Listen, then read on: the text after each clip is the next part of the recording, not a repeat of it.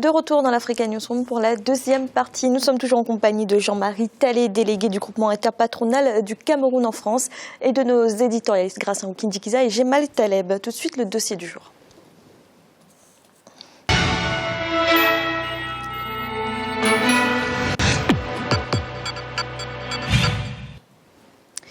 En Afrique, la population va être multipliée par 3 en 40 ans, ce qui fait autant de personnes en plus qu'il faudra nourrir.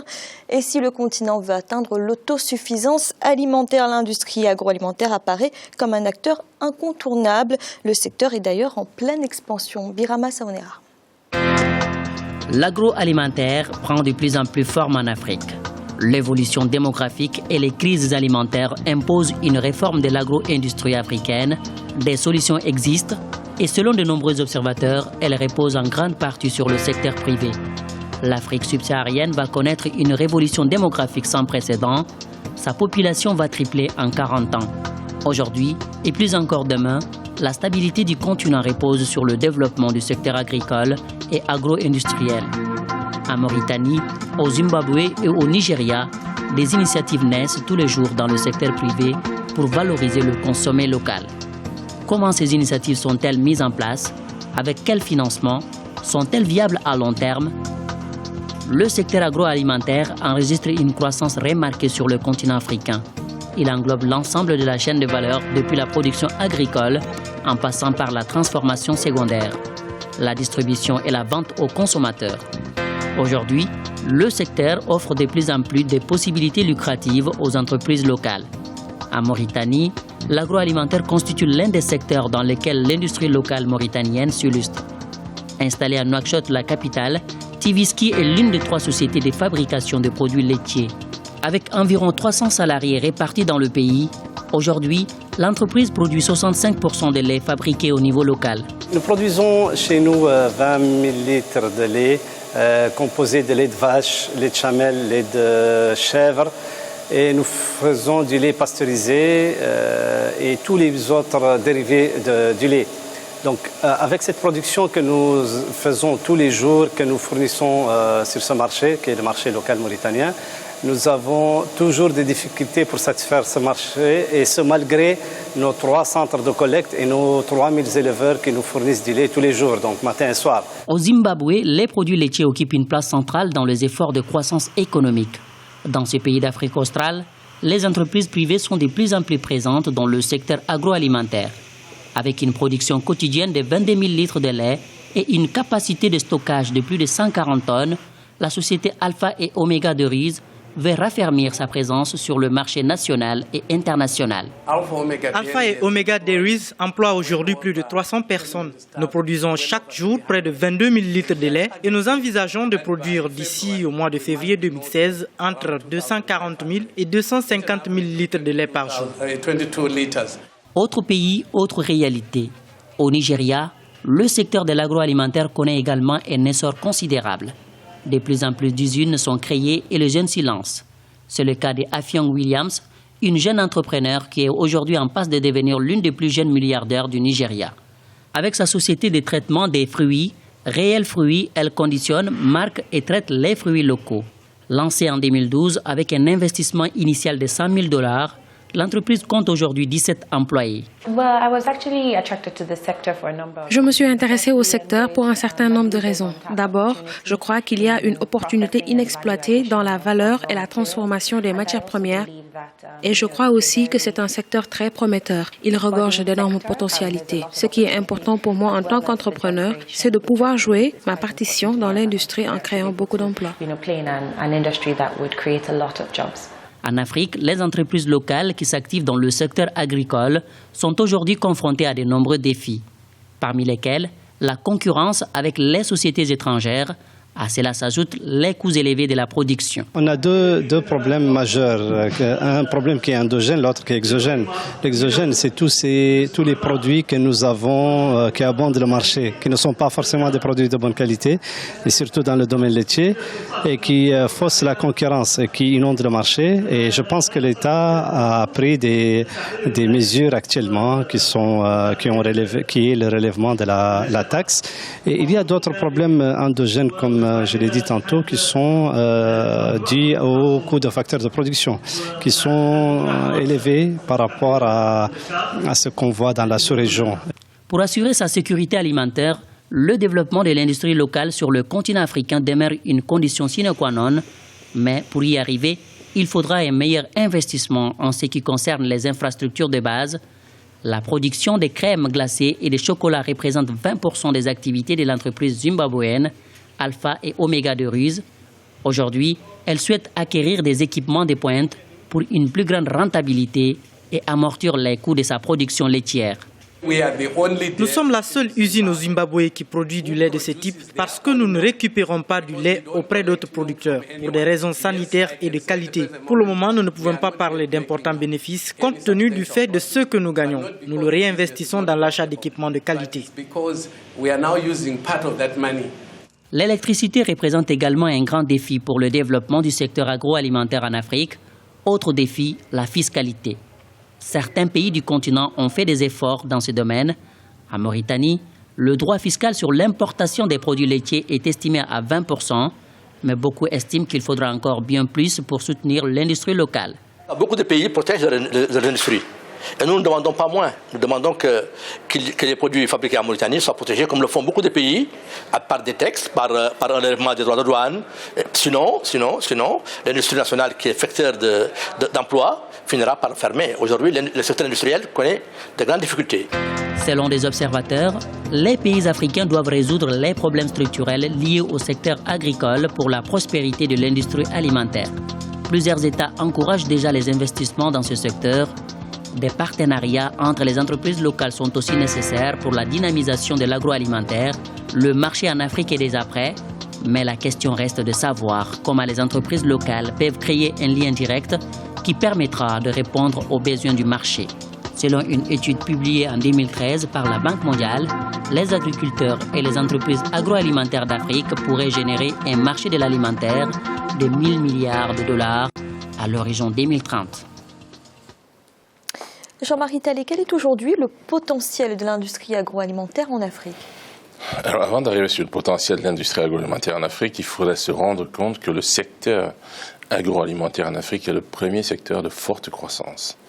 C'est le premier secteur qui produit des richesses, qui crée de l'emploi. Quand on regarde aujourd'hui le potentiel qu'il y a, il n'y a que le Nigeria, en dehors de l'Afrique du Sud, mais que le Nigeria qui tire profit. Donc qui crée des richesses, qui tire profit en produisant des richesses à travers l'industrie agro-industrielle.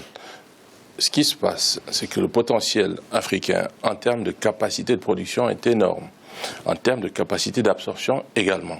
Ça veut dire que si réellement il y avait une bonne organisation dans le secteur agro-industriel, l'Afrique peut produire pour nourrir les Africains. Donc le véritable partenariat sud-sud dans le secteur agricole, c'est possible.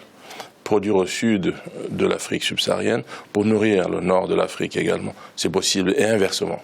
Alors, ce qui se passe aujourd'hui, c'est que ce potentiel étant extrêmement élevé, faisant de l'Afrique le premier secteur créateur des richesses de forte croissance, on continue à importer en Afrique. Et alors, les produits qu'on importe en général ne sont pas forcément de bonne qualité, ne correspondent pas souvent à la culture alimentaire des Africains. Alors, comment expliquer que ces produits inondent le marché africain? Parce qu'il y a une mauvaise organisation et puis une mauvaise gestion des États, il ne faut pas se le cacher. Les États les gèrent mal, les responsables politiques en charge de prendre certaines décisions pour faire la promotion de l'industrie agroalimentaire africaine ne le font pas. Vous prenez tous les pays d'Afrique, il y a des prémices comme ça de commencement. La Banque mondiale peut dégager des financements extrêmement énormes, ça ne servira à rien, ça disparaît comme ça. Si vous prenez le cas du Cameroun par exemple, il y a eu 50 milliards que la Banque mondiale a alloué au secteur agricole en 2014, je crois en octobre 2014. On ne sait pas exactement ce que ça donne aujourd'hui. Les petits producteurs souffrent d'un problème d'organisation. On devrait non seulement mettre en place des systèmes de coopératives qui regroupent les petits producteurs pour sauvegarder et préserver les spécificités agricoles africaines et ensuite créer de l'emploi, parce que c'est surtout au niveau des familles que ça se passe.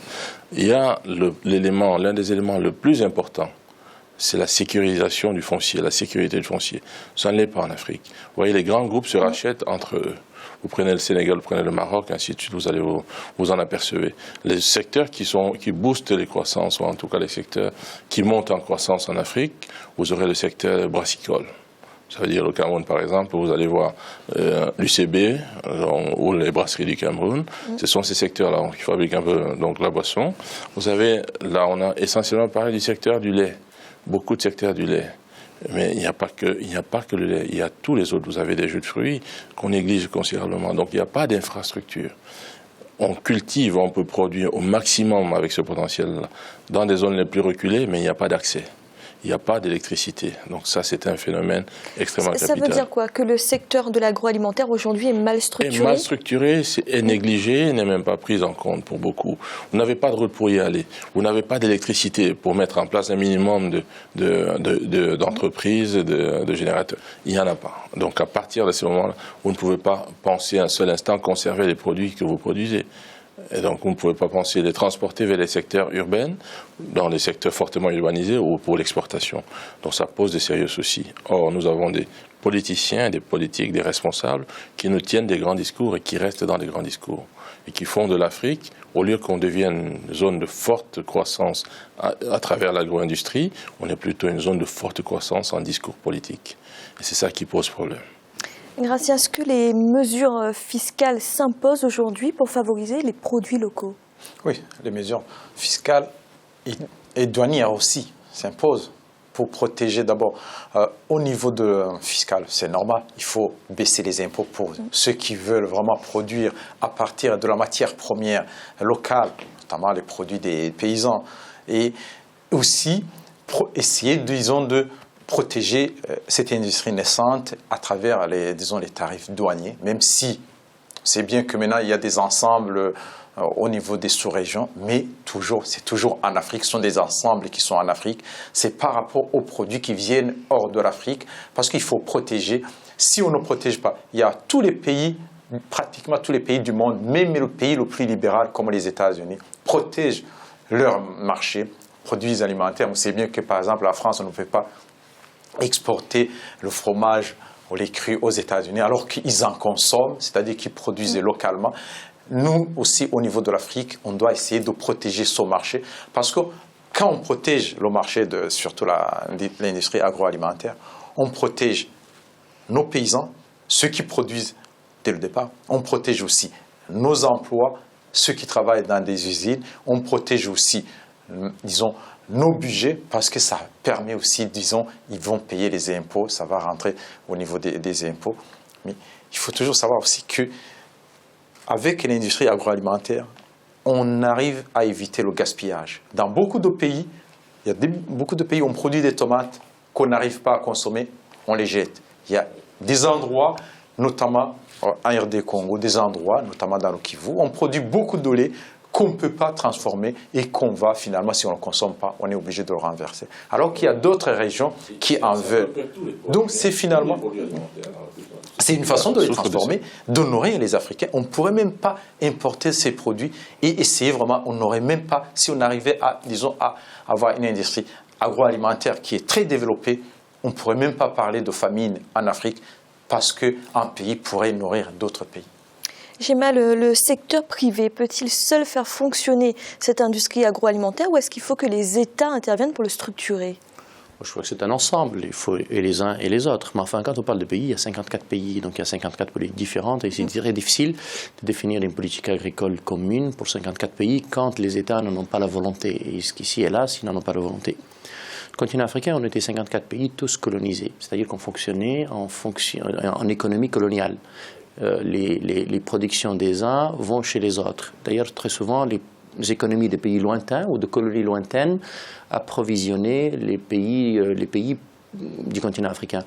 Moi, je suis mauritanien et on a tous grandi avec une culture du riz, avec une production de riz dans un pays aride et ça fait tout à fait bizarre. Et d'ailleurs, on nous a habitués, les Sénégalais à côté de nous et beaucoup d'autres, les administrations coloniales nous ont habitués à manger un riz pour lequel nous n'avons aucune habitude, aucune culture, aucune tradition. Et on a continué à le produire pour beaucoup d'entre nous d'ailleurs, à coût d'eau extrêmement élevé et de qualité parfois douteuse. Pas toujours, il paraît que ça s'améliore. En tout état de cause, les administrations coloniales nous ont habitués à cela. C'est possible parce que les administrations coloniales définissaient dans un bureau ce qu'elle est valable pour une cinquantaine de pays, c'est pas compliqué. Aujourd'hui, nous sommes dans une situation différente. Aucun pays sur le continent africain ne devrait pouvoir mourir de faim. Encore que nous ne sommes pas les mêmes. Il y a des pays désertiques où la situation est plus compliquée, mais on peut produire autre chose. Hélas, nous en avons connu parce que nous ne sommes pas organisés, nous ne sommes pas modernisés, nous ne sommes pas mécanisés, et nous n'avons pas mis en place des situations. Il y a des pays de ce qu'on a appelé le bloc de l'Est qui, lui, a considéré que les économies agricoles doivent être l'apanage de l'État, et on avait créé ce qu'on appelait à l'époque les kolkhozes et les sovkhozes. Ça n'était pas un grand succès. Et puis, ceux qui pensent que l'économie agricole doit être une économie entièrement privée, je fais partie de cela, et qui pensent en même temps, en tout cas je pense, que l'État doit être un acteur et un régulateur important. On a des exemples des situations qui ont existé, qui ont fonctionné et qui ont été très bonnes. Nous vivons une concurrence très forte. Nous vivons une concurrence très forte de pays qui, eux, ont connu des politiques agricoles très bonnes. Je prends un exemple simple. Je ne parle pas des États-Unis avec leur politique qui est encore une fois totalement différente. C'est plus de l'agro-industrie agricole, que l'agriculture telle qu'elle est censée vivre. Nous avons connu en Europe des plantations différentes. Regardez un pays comme l'Allemagne, un pays comme l'Angleterre. C'est des pays qui n'avaient aucune agriculture. La politique agricole commune de l'Union européenne leur a donné une agriculture parce que nous avons mis en place des mécanismes européens importants qui consistent à gérer la terre différemment, à gérer le secteur différemment et à réguler au niveau international les taxations de ce qui entre différemment. Évidemment, après, on a créé des règles nouvelles de ce qu'on appelle l'OMC. Donc la clause de la nation la plus favorisée est un piège d'abord pour nos pays. Et ce piège-là dans lequel nous sommes rentrés fait que nous ne sommes plus capables de le faire. Nous sommes 700 à 800 millions d'Africains.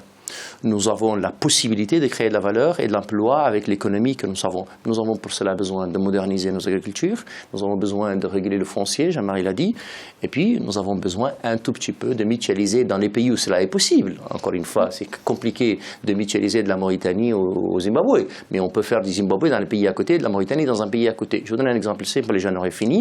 Si on pouvait avoir une politique plus raisonnable et plus intelligente sur la vallée du fleuve Sénégal, entre le Mali, la Mauritanie, la Guinée et le Sénégal, on aura gagné un temps et un moyen de façon absolument conséquente. Enfin, moi, je ne suis pas un spécialiste de l'agriculture, mais je donne ça de façon anecdotique. Merci. Et tout de suite, un rappel des sites qui ont été développés en début de cette émission. Au Burkina Faso, l'attaque terroriste de ce vendredi 15 janvier à Ouagadougou contre un hôtel Le Splendide et un café-restaurant du centre-ville a fait une trentaine de victimes. Au lendemain de cet attentat, les autorités ont annoncé plusieurs mesures de sécurité. Parmi celles-ci, un comité chargé d'élaborer de nouvelles stratégies de lutte contre le terrorisme. Et l'Union africaine a nommé un médiateur pour mener les consultations du dialogue national en République démocratique du Congo. Il s'agit de l'ancien Premier ministre togolais Edem Kodjo, une nomination qui ne fait pas l'unanimité, notamment dans l'opposition. Nous allons marquer une nouvelle pause un instant, la troisième partie de l'Africa Newsroom.